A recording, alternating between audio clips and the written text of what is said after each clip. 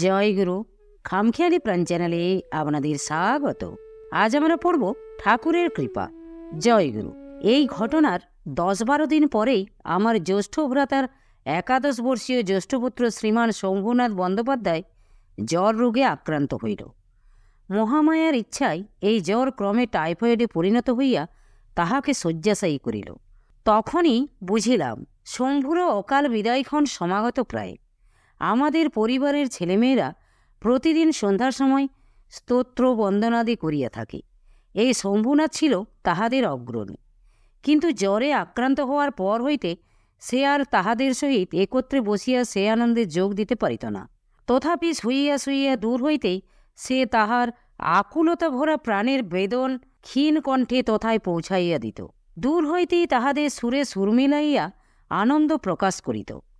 রোগের ভীষণ যন্ত্রণায় সে অধীর হইয়া পড়ে নাই। অশেষ যন্ত্রণায় নিষ্পেষিত হইয়াও কোনোদিন সে ঠাকুরকে ভুলিয়া যায় নাই। সবসময় তাহার মুখে লাগিয়া থাকিত মধুমাখা জয়গুরু নাম, আর মাঝে মাঝে সে ধরিত জয়গুরু নাম নিলে হয় আনন্দ, এই চিরাভ্যস্ত গান। এইভাবে 7-8 দিন অতিবাহিত হইয়া গেল। ক্রমশ তাহার ইন্দ্রিয় তখন শিথিল হইয়া আসিতে লাগিল। বাক্শক্তি ক্ষীণ হইতে ক্ষীণ ভাব ধারণ করিল। এ অবস্থায় কথা কহিতে তাহার অত্যন্ত কষ্টবোধ হইত। তথাপি একদণ্ডও সে জয়গুরু নাম ছাড়ে নাই। তখনও সে বলিত, জয়গুরু মা, আর তো পারছি না, তুমি এখন বলে দাও। অমনি তাহার মা গানের অবশিষ্টটুকু বলিয়া দিতেন। অল্পদিন মধ্যেই তাহার বাক্শক্তি সম্পূর্ণরূপে তিরোহিত হইল। আসন্ন মৃত্যুর লক্ষণ সমূহ স্পষ্টভাবে তাহার দেহে ফুটিয়া উঠিল। আর বেশি বিলম্ব নাই দেখিয়া তাহাকে তুলসীতলায় আনিয়া রাখিলাম। মৃত্যুর অব্যবহিত পূর্ব মুহূর্তে সে একটু মৃদু হাসিল। হাসিয়া সে তাহার কোমল বাহুযুগল ঊর্ধ্বে উত্তোলন করিল। সঙ্গে সঙ্গে হাত দুটি অবশ হইয়া পড়িয়া গেল। সঙ্গে সঙ্গে শম্ভুনাথ আমাদের নিকট হইতে চিরবিদায় গ্রহণ করিল। পিতামাতা আদর করিয়া সন্তানকে কোলে লইবার সময় যেমন সে সানন্দে হাত বাড়াইয়া তাহাদের কোলে ঝাঁপাইয়া পড়ে, তেমনি ঠাকুরের শম্ভুনাথও বুঝি মৃদু হাসিয়া হাত বাড়াইয়া ঠাকুরের কোলে ঝাঁপাইয়া পড়িল। সে এক স্মরণীয় ক্ষণ। সেদিন 29 আশ্বিন, রাত্রি তখন গভীর। আমাদের স্বর্গীয় পিতৃদেব ঘোর সংসারী হইয়াও তাহার অন্তিম সময়ে দেখাইয়া গিয়েছেন কিরূপ নির্লিপ্তভাবে সংসার কর্তব্য সম্পাদন করিয়া শ্রীগুরুচরণে স্থান পাওয়া যায়।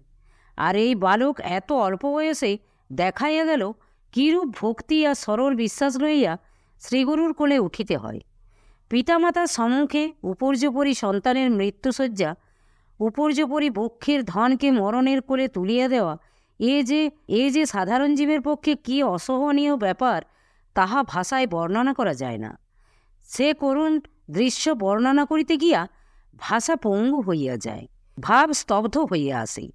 কিন্তু পুনরুক্তি দোষ ঘটিলেও এ স্থলে সেই পূর্বের আচরণক্রম উল্লেখ করিয়া বলিতে বাধ্য হইতেছি যে এক্ষেত্রেও পিতামাতার চোখে জল আসে নাই, কণ্ঠে ক্রন্দনের রোল উত্থিত হয় নাই। বরং শম্ভুর এই অকাল প্রস্থানে তাহার সঙ্গীয় বালক বালিকারা একটু বিচলিতের ভাব দেখাইতে শম্ভুর মা অমনি তাহাদিগকে হাসি মুখে প্রবোধ দিয়া তাহাদের সহিত ভুবনমঙ্গল জয়গুরু মহানামে মত্ত হইলেন। এমনি করিয়া জয়গুরু মহানামের শান্তিময় সরল হরসে সে নিশীত স্তব্ধতাকে ভঙ্গ করিয়া কোন সুদূরে দূর দূরান্তরে ভাসিয়া চলিল। আমরা সকলেই যথানিয়মে মৃতদেহের সৎকার করিয়া আসিয়া শ্রী শ্রী ঠাকুরের নিকট সবিস্তারে পত্র দিলাম। সেই পত্র পাইয়া ভুবনদা আমাদের বড় দাদাকে ও আমাকে যে পত্র লিখিলেন, তাহাতে ঠাকুরের অপার করুণার কথা, ভক্তের প্রতি ভগবানের ব্যাকুলতার কথা অবগত হইয়া আমরা পুলক স্তম্ভিত হইলাম। কৃতজ্ঞতায় আমাদের চিত্ত ভরিয়া উঠিল। পাঠকগণের অবগতির জন্য নিয়ে সে পত্র দুখানা ক্রমান্বয়ে উদ্ধৃত করিয়া দিলাম। পাঠকগণ ইহা হইতে শিষ্যের প্রতি গুরুর অহেতুক কৃপার কথা, ভক্ত বৎসলতার কথা সম্যক উপলব্ধি করুন।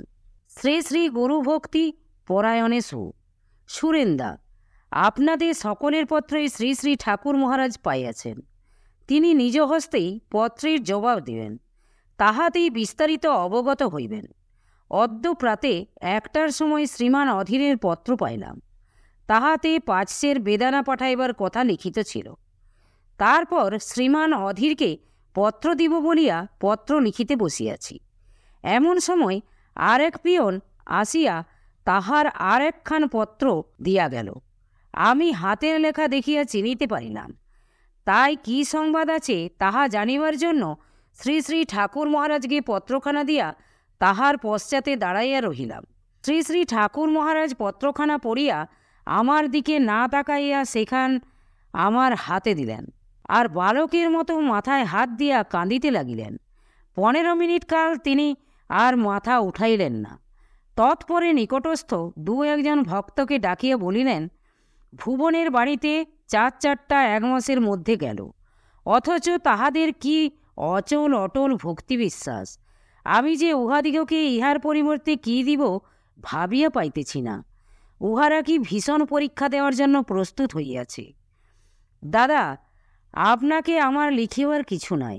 আমি বেশ বুঝিয়াছি যে আপনার এবং আপনাদের ওপর শ্রীগুরু কৃপা যথেষ্ট আছে, আর বোধ হয় প্রতি মুহূর্তেই তাহা উপলব্ধি করিতেছেন। শ্রী শ্রী ঠাকুর বুঝি আপনাদিগকে এইরূপ অগ্নি পরীক্ষায় ফেলিয়া রসশূন্য করিয়া লইয়া তাহার অমৃতময় কোলে তুলিয়া লইবেন, তাহারই ব্যবস্থা করিতেছেন। আর আপনাদের সন্তান তাহারা তো কোনরূপ পাপে লিপ্তই হয় নাই। কাজেই শ্রী শ্রী ঠাকুর পূর্ব হইতেই তাহাদিগকে কোলে তুলিয়া লইতেছেন। তাহারা কেবল পূর্ব জনকৃত কর্মের জন্য সামান্য কিছু ভোগ করিয়াই মুক্তিলাভ করিয়া যাইতেছে। দাদা, জগতে কেহই কাহারও নয়, ইহা তো বেশ বুঝিতে পারিতেছেন। সবই মায়ার খেলা মাত্র। ভগবান জীবকে জগতে খেলার পুত্তলিকা করিয়া পাঠাইয়াছেন, আবার সে খেলা শেষ হইলেই তিনি তাহা ভাঙিয়া দিতেছেন। অতএব ইহাতে দুঃখের কি আছে? যাক, এ বিষয়ে আপনাকে আমার আর লিখিবার কিছুই নাই।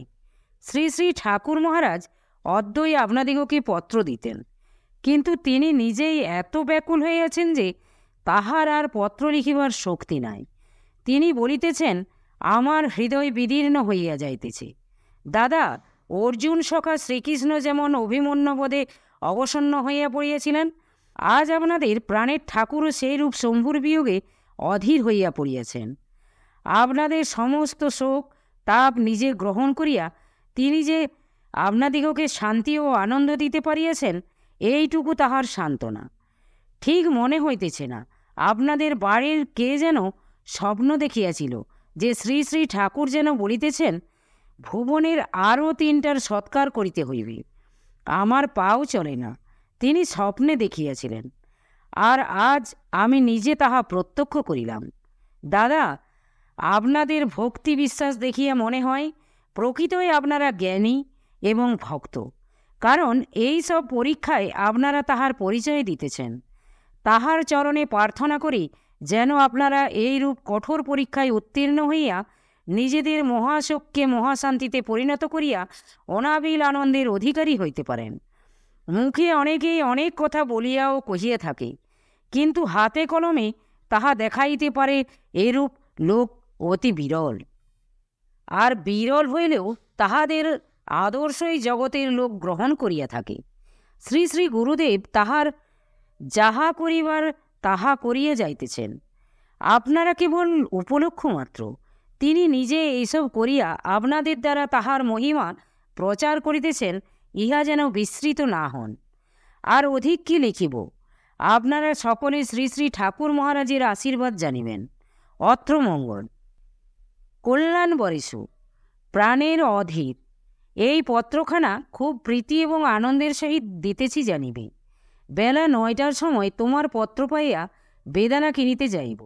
এমন সময় শ্রী শ্রী ঠাকুরের নামিও তোমার আরেকখানা পত্র পাইলাম।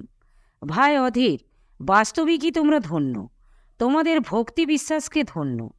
তোমরা যে প্রকৃত ভক্ত তাহা অক্ষরে অক্ষরে পরিচয় দিয়াছ এবং দিতেছ। জগতের নিয়ম অনুসারে ভগবানের জন্য ভক্ত ক্রন্দন করিয়া থাকে, ইহাই চিরকাল শুনিয়া আসিতেছিলাম। আর আজ তদ্বিপরীতে দেখিলাম ভগবৎস্বরূপ শ্রী গুরুদেব ভক্তির জন্য কাঁদিয়া আকুল। সে যে কি অভাবনীয় দৃশ্য তা যে না দেখিয়াছে সে কিছুতেই অনুভব করিতে পারিবে না। ভক্তের জন্য ভগবানের বালকের ন্যায় ক্রন্দন তাহা কোনোদিন শুনি নাই, কিন্তু আজ নিজ চক্ষে দেখিয়া নিজ জীবনকে ধন্য বোধ করিতেছি। যাহাদের ভক্তি বিশ্বাসে শ্রীগুরুর আসন পর্যন্ত টলিয়া যায়, তাহাদের কোল পাইবার জন্য আমার প্রাণও ব্যাকুল হইয়া উঠিতেছে। তোমাদের আর বেশি কি লিখিব, তোমরা বাস্তবিকই ভাগ্যবান, কারণ পিতা ছিলেন শিবস্বরূপ আর জননী হইতেছেন মহাশক্তি স্বরূপিণী। তাহার উপর আবার ভগবৎস্বরূপ শ্রীগুরুর আশ্রয় লাভ করিয়াছ, সুতরাং ইহা অপেক্ষা আর সৌভাগ্যের বিষয় কি হইতে পারে।